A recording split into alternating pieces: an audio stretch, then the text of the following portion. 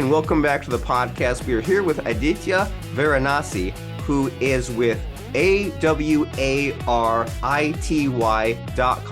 They are all about intelligent digital advertising, and we are going to be hearing a fun story. We're going to be hearing some fun marketing advice and decisions about finding that right creative message, about how to break free from corporate America, and so much more. So glad to be speaking with you today, friend.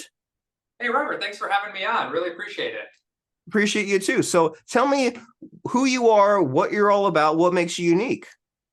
Yeah. Wow, where do I start? I think depending on who you ask, you might get a different answer. Take it a step back. I think what makes me probably most unique in the marketing or entrepreneurial space is I was a former chemical engineer, but got my MBA and worked in brand marketing at PepsiCo.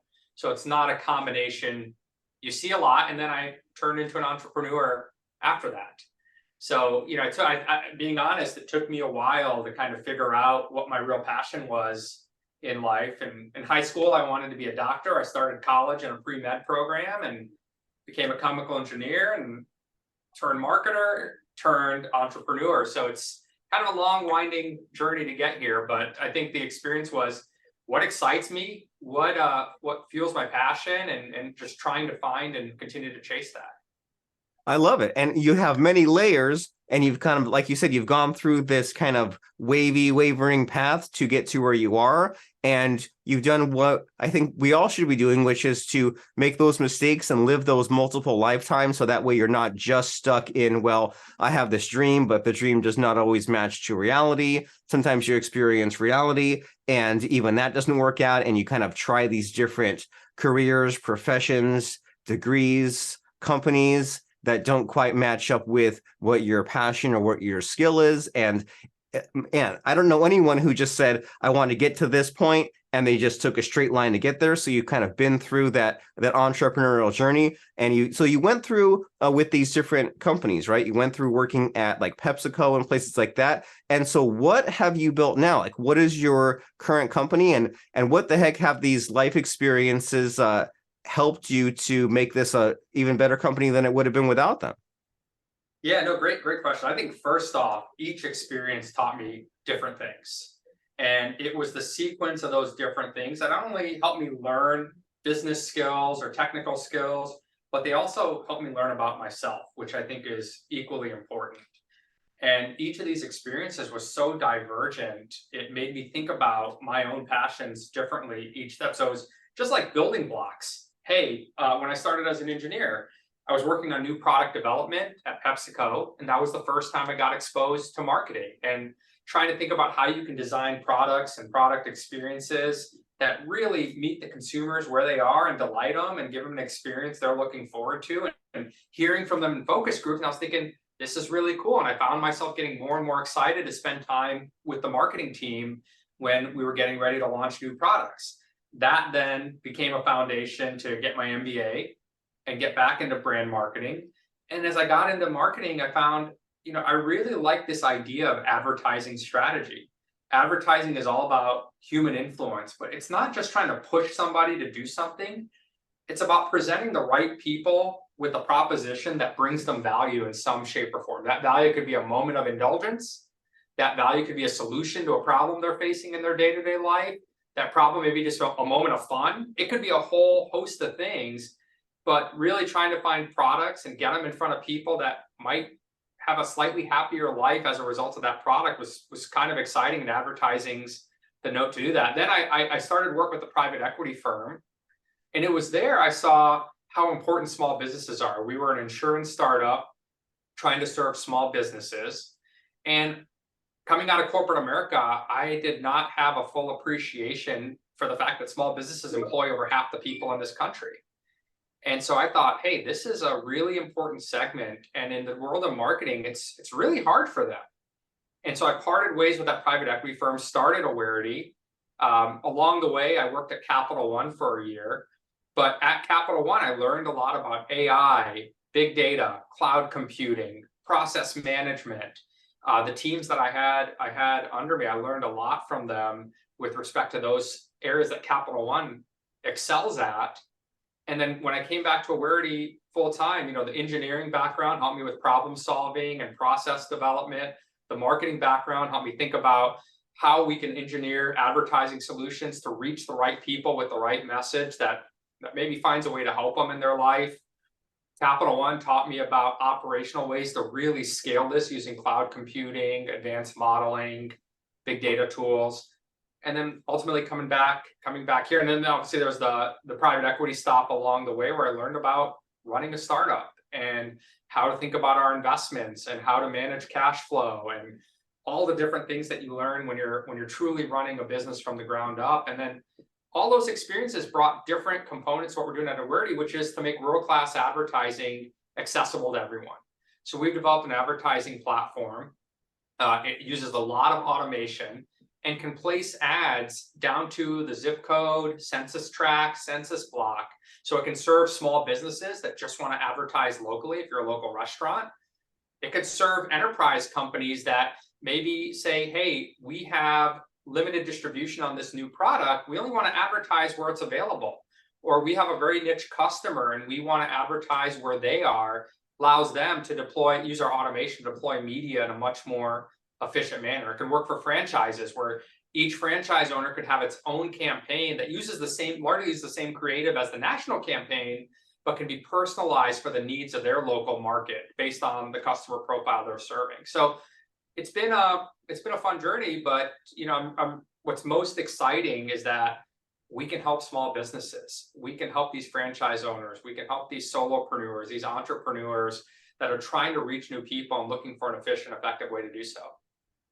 Exciting. And I can tell that you are passionate about this sort of thing. And I love just how you've gone through these different companies, these different careers, and like picked up these skills along the way, all in service to this concept you've been mentioning of how to make things fun and how to deliver some kind of reward, because it's easy to focus on what your product and what your service is and focus on like the features and the physicality and what is, but you're saying that kind of intangible magic to be working on is how to give people value, which you said might be some kind of like indulgence if it's something from Pepsi, or it might be this helpful tool that's helpful service like with Awarity. And you've like kind of picked up these things along the way, like cloud computing and AI, and just kind of become a better person and better business owner all along the way. And this is really cool to think about, both in terms of kind of this unique solution you have, but also just how you have developed. And so it's always fun to think and talk about the failures. Like, I don't know, like, have you ever played like a computer game like SimCity or something, and like the earthquake happens, the tornado and the fire, and you have to go and like solve a problem and fix things, and it's scary but exciting at the same time. So as far as all of these journeys that you've been on, does anything come to mind as far as a scary failure that you've gone through and like grown as a result of it? What comes to mind? Yeah, I think first thing, and I'll be honest when I say this, I feel like the things in my career that maybe didn't go the way that I wanted or thought I wanted, when I look back, those were things that opened the doors to new possibilities that I may not have considered otherwise. And so, not to say I haven't made plenty of mistakes and plenty of things have gone wrong, but I've always tried really hard to look back and say, okay, what did that teach me? And how did that take me down a better path for the future? So, an example of it, first time I ran a startup with that private equity firm, there were some things I think we could have done to maybe get new customers more quickly. Maybe I should have tried more grassroots. Maybe I can go back and play armchair quarterback and say, hey, maybe I should have tried this, and this, and maybe we could have gone faster. But ultimately, I learned the lesson. I learned how to operate differently in that environment. And hey, if that thing went gangbusters, I wouldn't be doing what I'm doing now, which I absolutely love. Fantastic. So you, instead of saying, what if this or that, you learn a lesson and you can do better next time. And so as far as people out there doing their marketing and perhaps using your platform, what kind of mistakes are people making today that kind of just like, what really frustrates you as far as like the missed opportunities or the way that people just like aren't using these marketing tools correctly? No, that's a great question. I think the biggest mistake that I see a lot of people make is we're in a world where everybody wants to measure everything. And then they want to say, I put in $1 and I made $2. And that then I am successful if I do that. And when you take a step back, advertising's hard.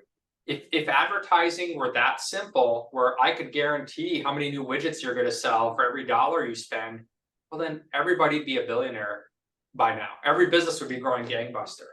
The truth is, it's a really complicated customer journey to get from awareness to purchase. And then for a business to be successful, not only you have to figure that out, you have to figure out all the business components, your service model, your cost model, your retention model, your pricing. There's a whole host of factors that ultimately go into a business surviving and excelling. And so the biggest mistake I see for people, particularly that aren't experienced marketers, is this expectation of immediate results. This expectation that I can spend $100 and if I don't sell $200 of products from it, I'm out. It's not working. And if you take a step back and put yourself in the eyes of a consumer, we're exposed to 4,000 to 6,000 ads a day. Now, I don't think anybody can remember 4,000 to 6,000 ads that they've seen, or if you're even saying we're midday here, 2,000 to 4,000 ads so far, or 2,000 to 3,000 ads today. Nobody can remember them. The ones that stick out are the ones that speak to us, our pain points, who we are, and what we need. And those are the ones that resonate. And if it resonates, all it's done is it's planted a seed. There's very few times any of us see one ad or like, oh, I got to run to the store and buy it, or I got to go to the website and buy right now. We're always busy. We're always doing something. But good advertising just plants that seed because it's relevant. And the old rule of 7 is people need to see an average of 7 times before they take action. We're trying to get humans to do something different that they're not currently doing. And you can have conversations with friends or family and try to convince them, and you're not always going to be successful, let alone an ad from a brand that people haven't heard. And so the thing that I always advise people is when you think about your marketing and advertising, you're buying moments of influence and you're trying to get people to do something they haven't done before. So be patient. If it was as easy as turning on a spigot and then growing your business, everyone would be able to use it to grow. There's a whole host of factors that ultimately lead to purchase. And look at your marketing strategy less about what am I putting in and what am I getting out, and more about what are the steps my customer takes from awareness to purchase, and how am I holding their hand on that journey and meeting them when they are.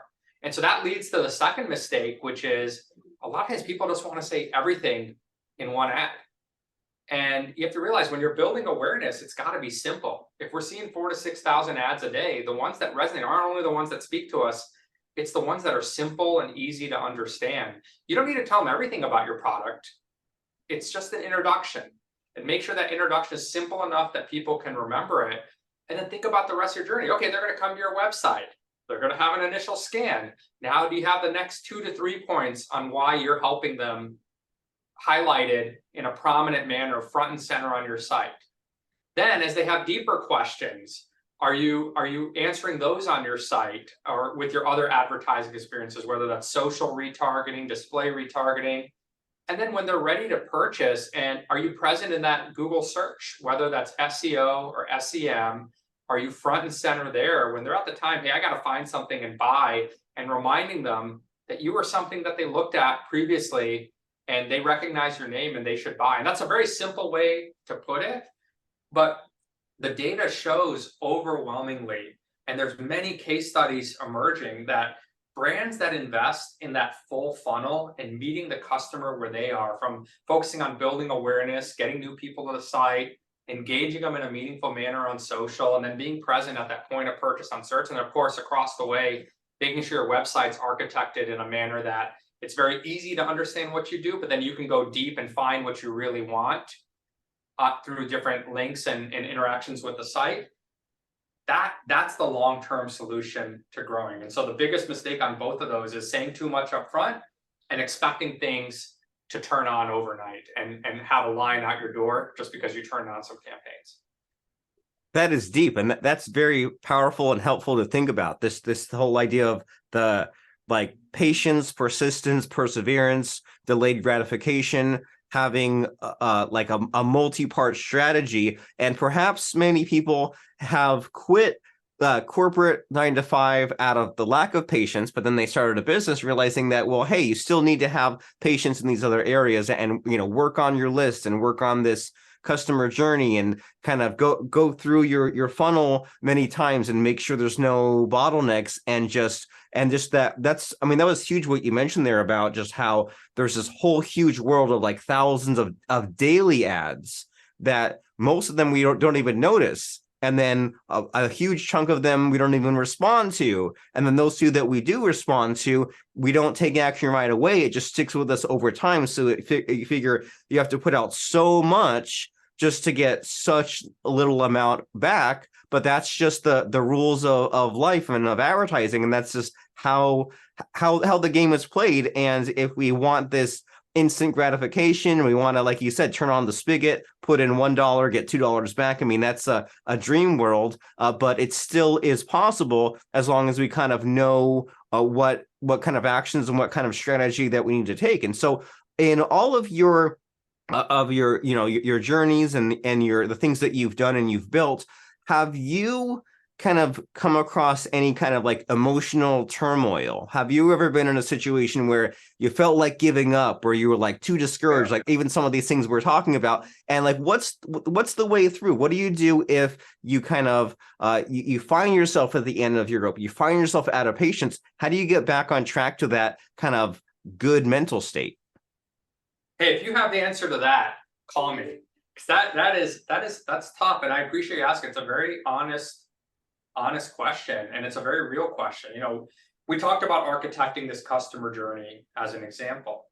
Well, it takes cash to do that. A lot of entrepreneurs don't have a lot of cash to go do that. They're just trying to keep the lights on and trying to find ways to get going. And cash flow is arguably the most, as I talk to different entrepreneurs, the most stressful component of it. And anytime that I'm looking at trying to manage cash, make sure everything's taken care of for the next few months, that can be very stressful.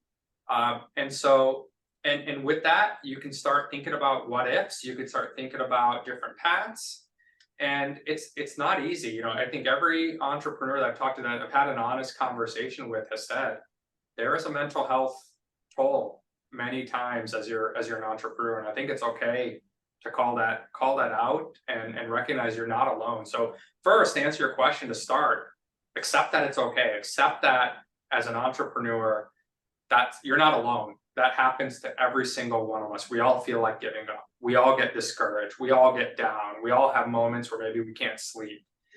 That's real life. We're all humans. How do you solve it? I think it starts with just embracing the fact that that's okay, that we're human, that's okay. And I think as part of saying that's okay, find a support network you can talk to.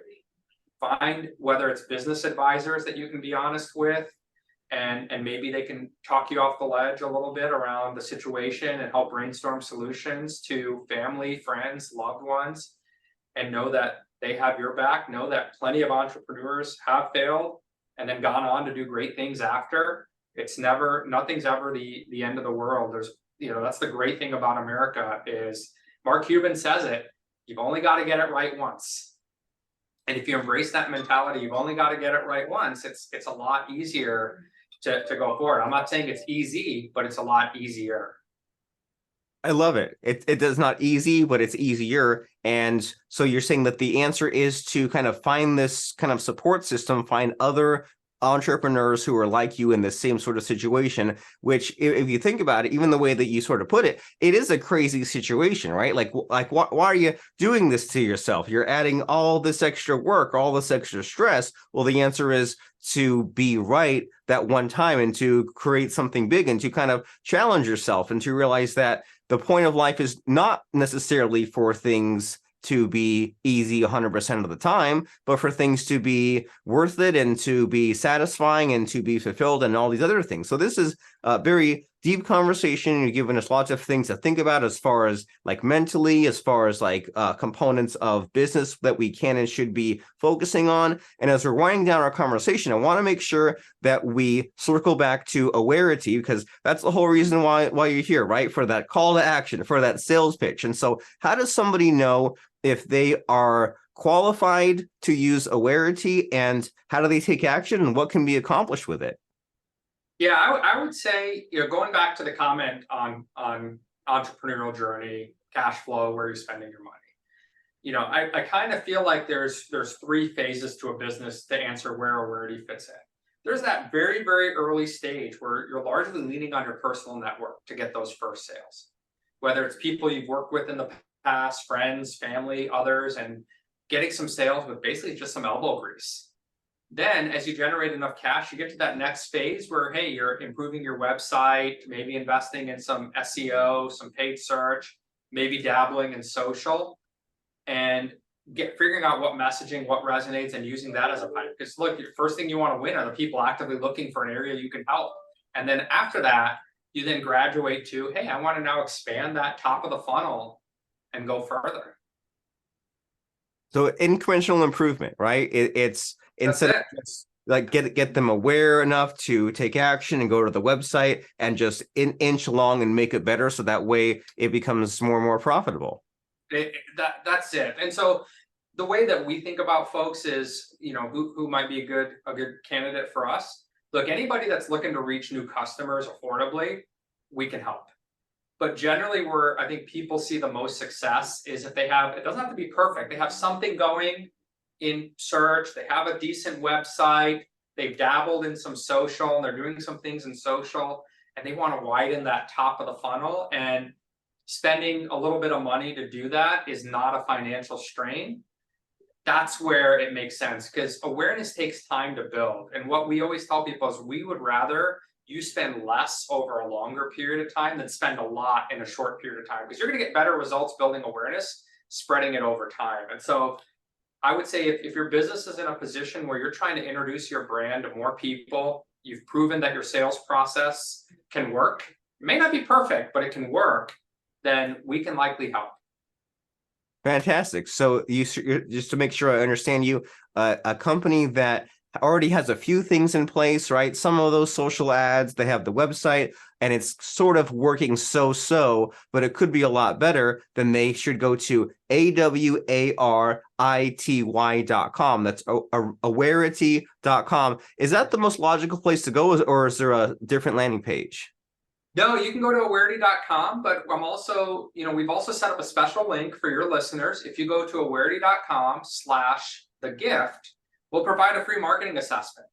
We'll answer a few questions. We'll come back and tell you what we're seeing. We'll look at the website, and we'll come back and give you a free marketing assessment special for your listeners. And as part of that, we can follow up and see if we can help or not. And we tell plenty of people, if it's not the right time for us, we'll be the first to tell you, hey, we think you should go take care of these few things first, and then let's talk after that, because you're going to get better results from us if you can address these few things first. And that's the reason we set that up for your listeners.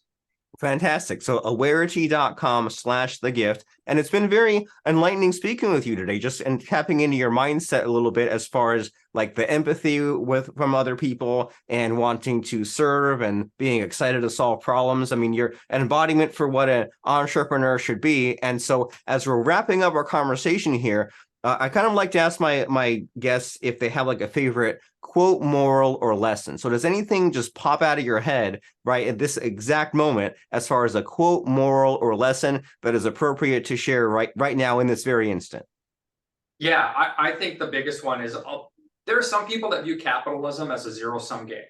You win, I lose. I win, you lose. I view it as the greatest thing about capitalism is you can make 1 + 1 = 3. Or 1 + 1 = 11. And the way that we try to embody that is, how do we set up win-wins?